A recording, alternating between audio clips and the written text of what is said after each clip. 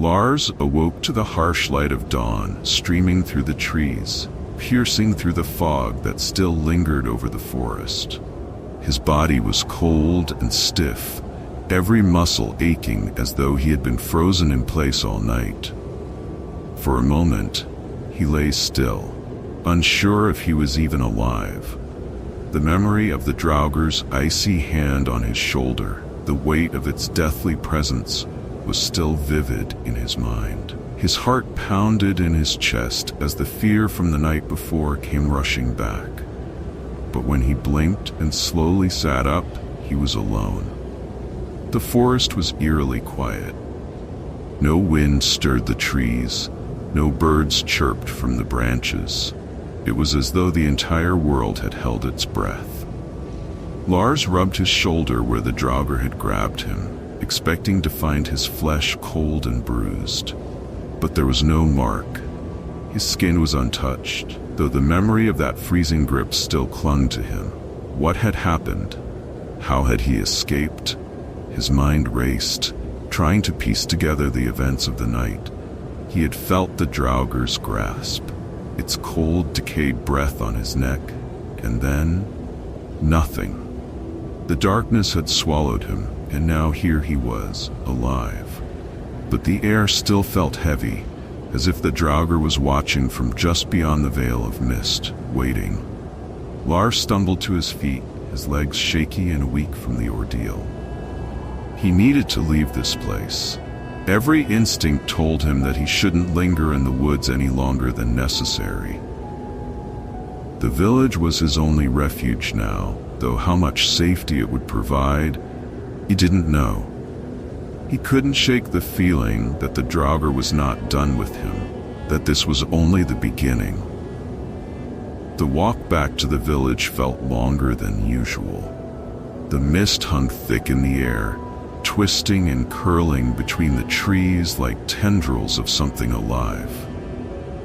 Lars's head pounded with each step, his mind replaying the events over and over, searching for answers that wouldn't come.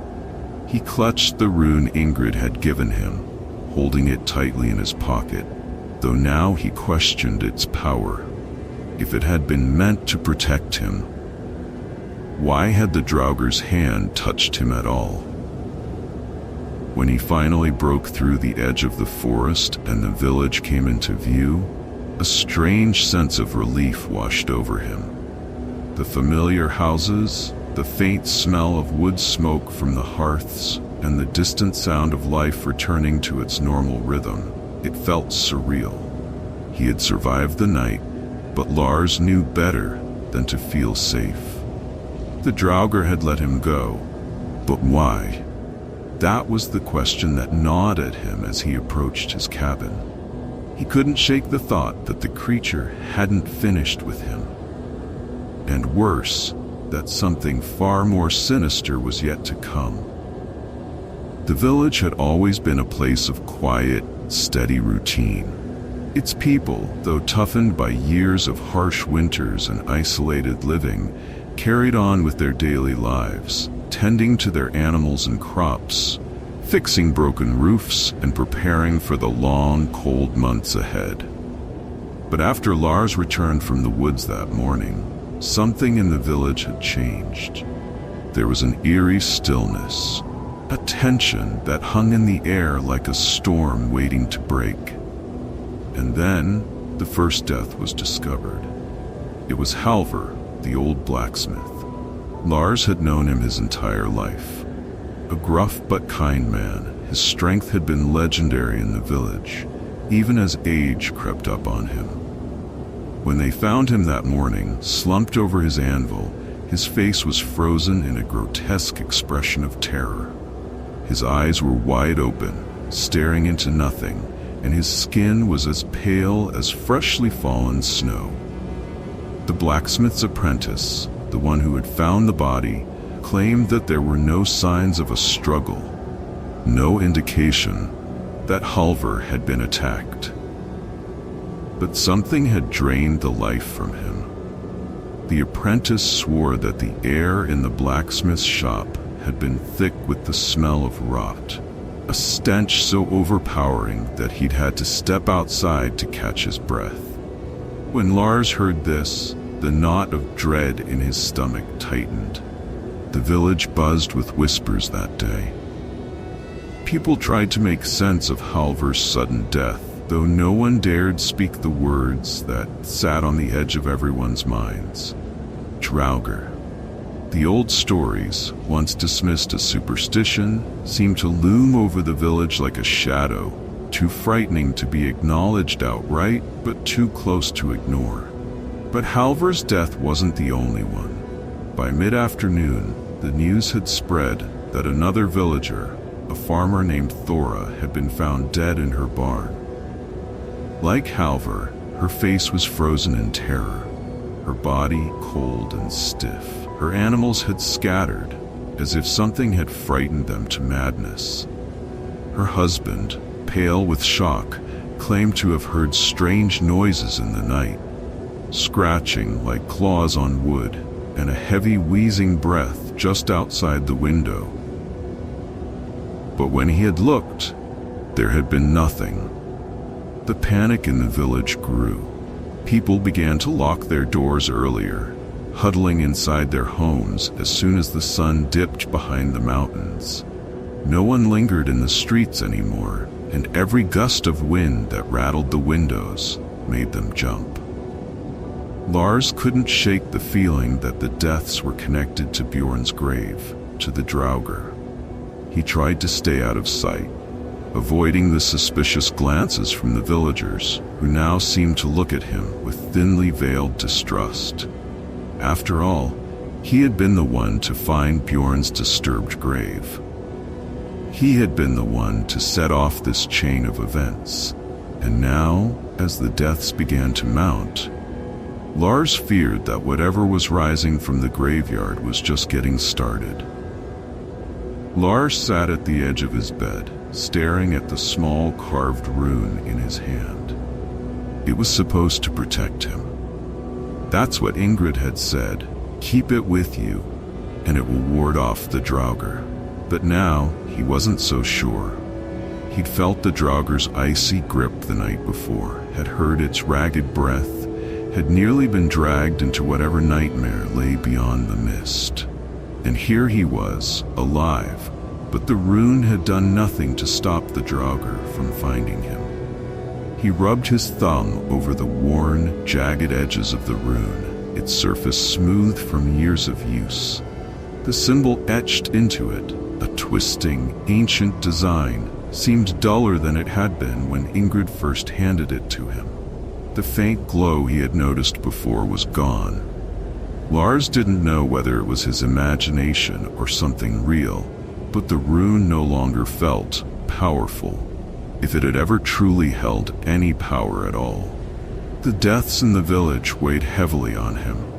Halvor, Thora, and others whispered about, but not yet confirmed. Each of them had passed under strange circumstances, their faces twisted in terror, and each time the smell of rot had clung to the air around their bodies, a grim sign that the Draugr had been near. Lars feared that the creature's vengeance was far from over, and he was at the center of it all. He looked out the small window beside his bed. The day was already darkening, the sun slipping behind thick clouds, casting long shadows across the village. A storm was coming. The wind howled through the trees, a mournful sound that seemed to echo the growing dread in his heart. He gripped the rune tighter, as if holding it could restore the power it once promised. Kettle, his faithful dog, lay by the hearth, lifting his head occasionally to whine at the shifting shadows outside. Even the animals sensed something was wrong. The air in the cabin was thick, suffocating, as if the very walls were pressing in on him. Lars stood up abruptly, pacing the small space. He couldn't sit here and wait for the Draugr to find him again. He needed answers. Ingrid had been his only guide, but she had warned him that the Draugr wouldn't stop until it had claimed its due. And the rune? Maybe it had worked for a time. Maybe it had staved off the worst of the Draugr's wrath, but it was failing now. He could feel it. As he paced, Lars kept glancing at the rune, willing it to glow again, to pulse with the protection he so desperately needed. But the rune remained dull, lifeless. A sickening feeling of helplessness crept over him. Was the Draugr growing stronger? Was its curse overwhelming the old magic that had once held it back? Lars didn't know, but one thing was clear. The rune wasn't going to save him this time. Outside, the wind howled louder, and the shadows seemed to lengthen, creeping toward his door. Lars sat by the dim glow of his lantern, the light flickering weakly as the wind howled outside his cabin. The rune lay on the table in front of him, now feeling more like a relic of a lost hope than a tool of protection. But it wasn't just the failing rune that gnawed at him. It was the past, his past, and more importantly, his father's. The discovery of Bjorn's grave, the unsettling deaths, the Draugr. It all circled back to something deeper, something that had been buried in the dark corners of the village's history. Lars had been sifting through old records for days, trying to understand what had led to this. His father's name kept appearing, tied to incidents Lars had been too young to remember fully. But now, as the pieces fell into place, a picture began to emerge. A dark and shameful one. His father, along with a few other prominent men in the village, had been responsible for ruining Bjorn's life. It wasn't just gossip or petty squabbles over fishing rights. They had systematically dismantled Bjorn's reputation, casting him out as an outsider, a pariah. Bjorn's livelihood, his very identity, had been taken from him. And why? Out of jealousy, out of greed. His father had been one of the ringleaders, manipulating the villagers with lies and deceit to get what he wanted. Lars had always admired his father for being a hard, honest man, someone who commanded respect. But now, the truth was surfacing like a rotting corpse in the swamp, too ugly to ignore. Bjorn had died with bitterness in his heart, his rage left unresolved. And that unresolved fury was what fueled the Draugr, what brought Bjorn back from the dead to exact revenge on the living. It was as if Lars could feel the weight of his father's sins pressing down on him. Even though he hadn't been a part of it, hadn't known the full extent of what had happened, he still bore the guilt. He was his father's son, and in the eyes of the Draugr, that made him guilty by association. The more he dug into the past, the more Lars realized how deeply his father's betrayal ran. It wasn't just Bjorn's livelihood that had been destroyed. His family had been affected too. His wife had left him, his children scattered, and Bjorn had been left to wither in isolation until his eventual death. No wonder the Draugr had risen with such vengeance. No wonder the deaths had started. Lars's hand trembled as he traced the carved edges of the rune again, though he knew it was a futile gesture. The Draugr wasn't just coming for the men who had wronged him, it was coming for their bloodlines, their legacies. And Lars, through no fault of his own, had inherited the sins of his father.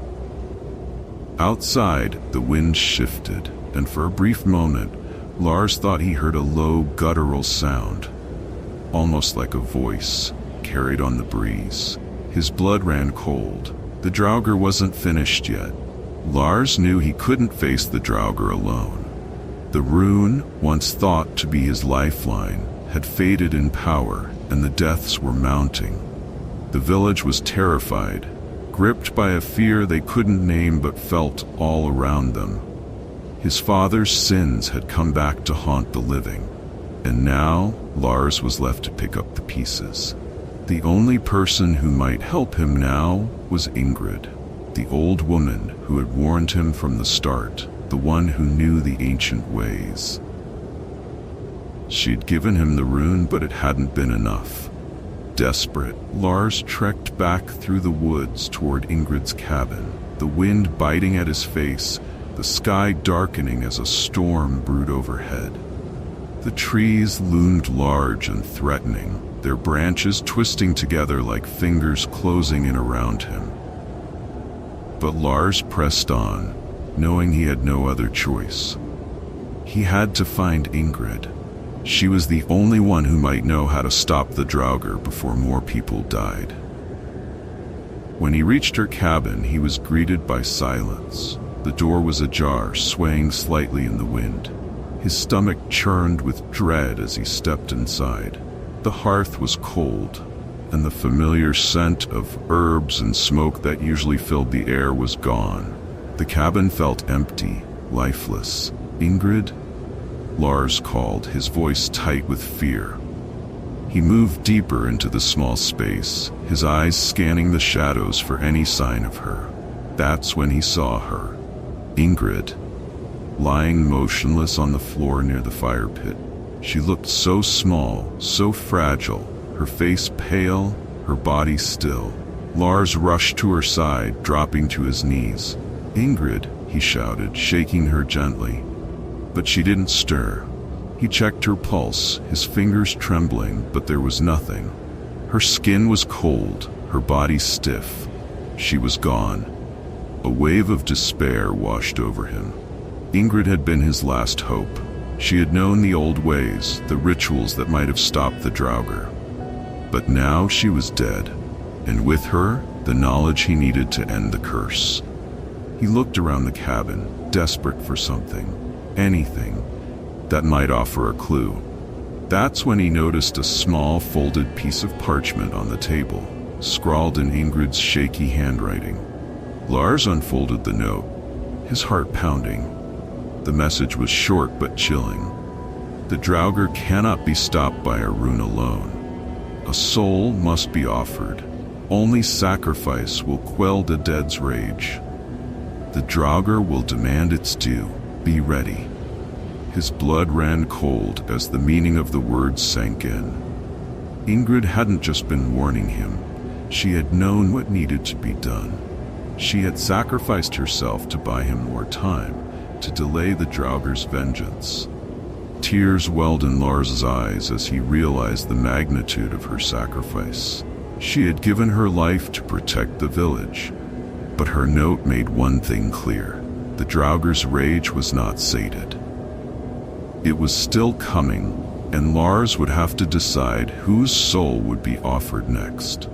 After the confrontation with the Draugr, the quiet of Lars's cabin was a welcome reprieve from the chaos of the graveyard. Yet, even in the stillness, he couldn't escape the memories of that night. Each time he closed his eyes, the visions came rushing back. Flashes of the Draugr, the cold grip of its hand, the tormented faces of the dead surrounding him. Sleep became a tormenting cycle of restless nights and haunting dreams. The first few nights after the battle, Lars managed to find some solace. Exhausted from the ordeal, he fell into a deep sleep. But as the days passed, the nightmares returned with a vengeance. Each night, the scenes grew more vivid and terrifying, blurring the line between reality and his dreams. He found himself back in the graveyard, watching helplessly as the Draugr rose from its grave, eyes glowing with a sinister light. The whispers of the dead filled his ears, their voices a chilling cacophony, demanding justice. They were angry and lost, their spirits restless and seeking retribution. Lars could see their skeletal forms moving through the fog, their faces twisted in rage and despair. No matter how hard he tried to escape, he was always drawn back into their midst, feeling their cold breath and hearing their mournful cries. Each time he awoke, drenched in sweat and gasping for breath, he felt the weight of their presence lingering in the air around him. It was as if they were still there, watching, waiting for something he couldn't understand. The nights grew longer, and Lars became a prisoner of his own mind. He tried everything to shake the nightmares. He read every book he could find on sleep and dreams, searching for remedies and explanations. He drank herbal teas, lit calming candles, and even attempted to meditate, but nothing worked. The dreams persisted, relentless and tormenting, each night more harrowing than the last. During the day, Lars felt the fatigue of his sleepless nights seeping into his bones. The villagers had noticed his haggard appearance and whispered among themselves, concern etched on their faces. They were still grappling with their own fears, but Lars could feel their gaze weighing heavily upon him. They were grateful for his bravery, but he felt like a ghost among them, haunted by the past, unable to shake the darkness that clung to him. One night, as he lay in bed, heart racing and mind spiraling, a new dream emerged. This time he was standing in front of a massive door, covered in ancient runes that pulsed with an eerie light. The whispers of the dead echoed around him, urging him to open the door. He felt an overwhelming compulsion, a mix of fear and intrigue. "Open it, Lars," they urged. "You must confront the truth." He awoke with a start, the echo of their words lingering in his mind. There was something in that dream, something he needed to understand. The nightmares had intensified, but perhaps they were also guiding him to the answers he sought. And with that realization came a flicker of hope, a desire to confront whatever lay behind that door in his dreams.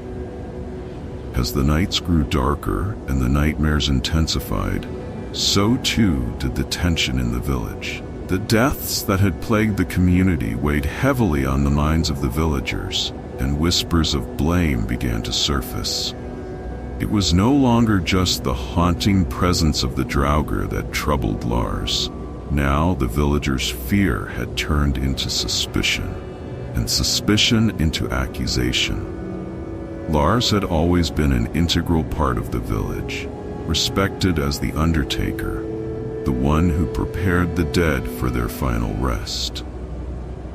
But after the recent events, the deaths of Halvor, Thora, and others, the atmosphere shifted.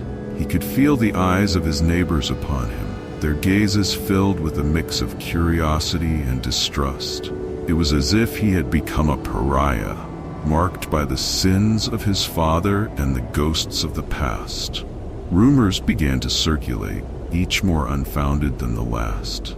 Some said that Lars had been the one to disturb Bjorn's grave, that he had called forth the Draugr with his meddling. Others whispered that he had made a pact with the undead, using dark magic to summon them for his own gain. With every passing day, the murmurs grew louder, and Lars could no longer ignore the way people turned their backs as he approached. At the weekly market, he noticed the villagers clustering together, their voices low as he passed. Children were told to stay away from him, and adults exchanged worried glances as he approached the stalls. Lars felt the weight of their judgment, the chill of their rejection. The sense of isolation seeped into his bones, and he began to understand that his relationship with the village was forever changed. One evening, he gathered the courage to confront Stig, the wiry man who had rallied the villagers against the Draugr. Stig stood near the well, arms crossed, a look of disdain etched on his face as Lars approached. "We need to talk," Lars said, trying to keep his voice steady. Stig's eyes narrowed. "What is there to talk about? We know what you've done. Your meddling has brought death upon us." "Brought death?" Lars exclaimed, disbelief flooding through him. "I'm the one who faced the Draugr. I was trying to save us. By opening graves and stirring up spirits?" "You're not a hero, Lars. You're a fool," Stig retorted, his voice rising. The small crowd around them began to murmur, their eyes shifting between Lars and Stig. The air thickened with tension. Lars felt a wave of anger rise within him. "You don't understand. The Draugr was unleashed long before I arrived. I was trying to protect you all. Protect us? Or protect yourself?" Stig shot back, his tone biting. "You're just a scapegoat trying to shift blame. We're not interested in your excuses." The crowd's murmurs grew louder, and Lars realized that the tide had turned against him. He was now the embodiment of their fear, a figure they could point to when the darkness crept too close. Feeling the weight of their stares, Lars stepped back, the coldness of rejection piercing his heart. The village he had known and loved felt like a stranger now. He turned away, feeling lost and alone. He had fought the Draugr, but now he was battling something even more insidious, the fear that had woven itself into the very fabric of his community. The village had turned on him, and in their fear, they had chosen to blame the very person who had tried to save them. Lars felt the weight of despair settle over him like a thick fog as he retreated from the village square. The accusations had cut deeper than any wound he had received in his confrontation with the Draugr. He was now viewed as a pariah, a source of fear and suspicion. Determined to prove his innocence and restore his place in the community, he decided he needed to confront the source of the village's terror once and for all. The graveyard. Under the cover of darkness, Lars made his way back to the graveyard, where the memories of his previous encounters with the Draugr lingered like ghosts. The wind howled through the trees, and the moon cast eerie shadows across the headstones. As he approached, he could feel the chill in the air, a prelude to the malevolence that seemed to seep from the very ground.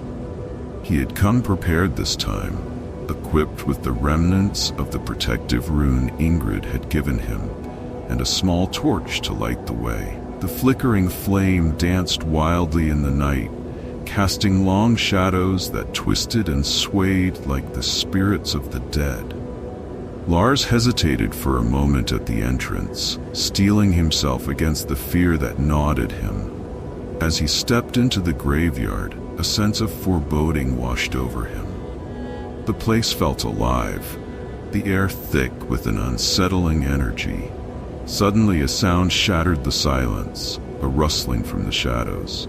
Lars turned quickly, his heart pounding. Was it the Draugr, or something worse? "Lars, what are you doing here?" a voice shouted from the darkness.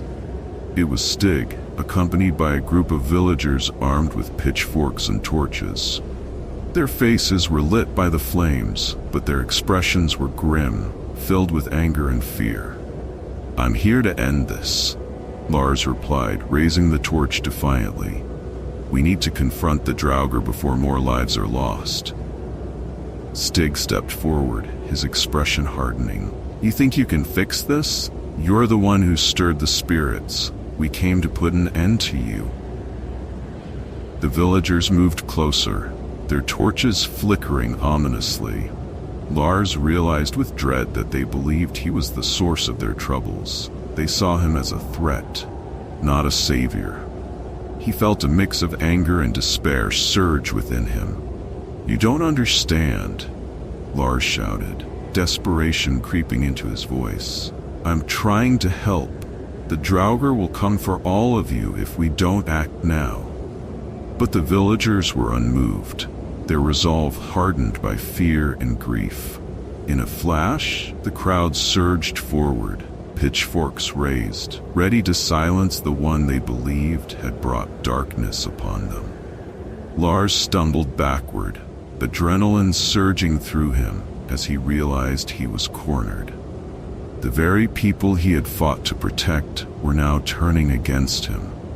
The line between friend and foe blurred in the dim light of the graveyard. As the villagers advanced, their faces contorted with rage.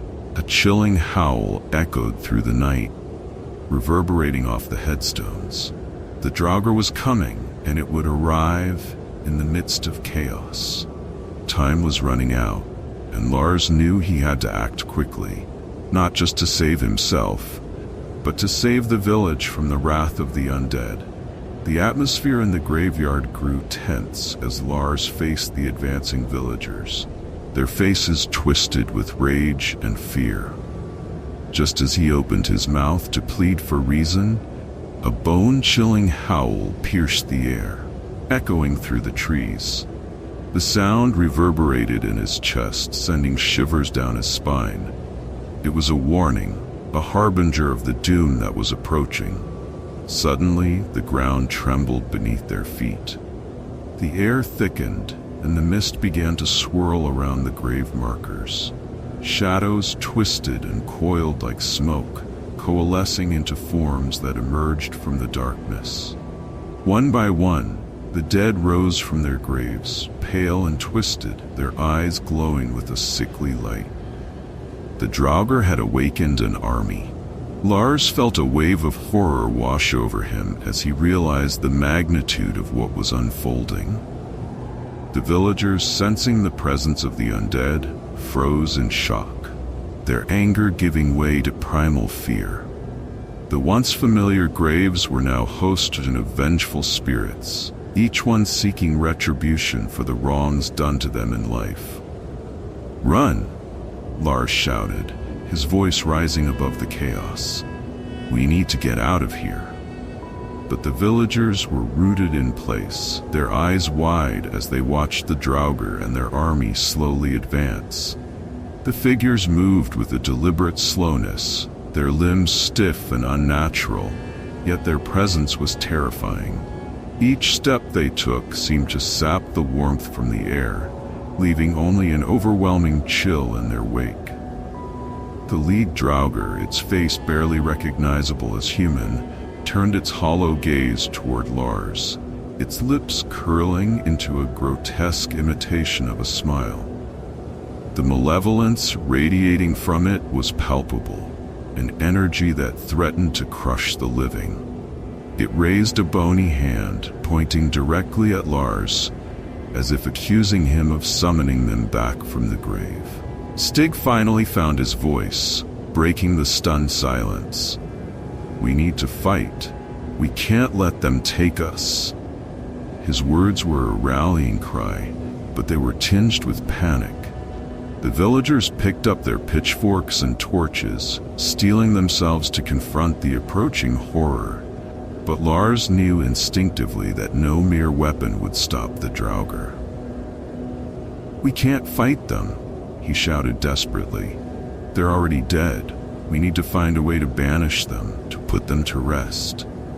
But before he could formulate a plan, the Draugr surged forward, and the air filled with their low, mournful wails. The once calm graveyard erupted into chaos as the villagers screamed and began to scatter. Lars was caught in the midst of it all, panic rising in his chest. He had to think quickly. The Draugr were drawn to the fear and chaos, and if they could harness that energy, the entire village would be lost. He glanced back at the rune, still clutched in his hand, its power flickering like the dying flame of his torch.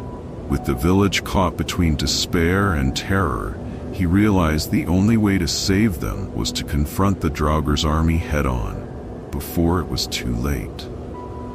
Lars stood frozen as the Draugr surged toward him, and the panicked villagers, the air thick with the smell of decay and despair. Time seemed to slow, the world around him blurring, as the chilling wails of the undead echoed in his ears. The villagers were scattering, their faces pale with fear, some falling to the ground as the dead advanced, their skeletal forms moving with a grotesque determination. The terror in the air was palpable, and Lars knew he had to act fast. In that moment of sheer panic, an idea struck him. The ancient stories spoke of using fire to banish the restless dead, a way to purify their spirits and send them back to their graves. But he needed a circle, a protective barrier that would keep the Draugr at bay while he summoned the flames.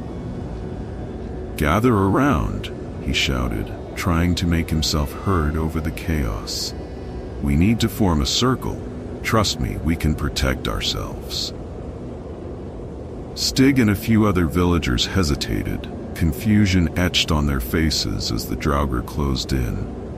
But the fear in Lars's voice seemed to penetrate their panic, and slowly they began to regroup around him, weapons raised, forming a rough circle.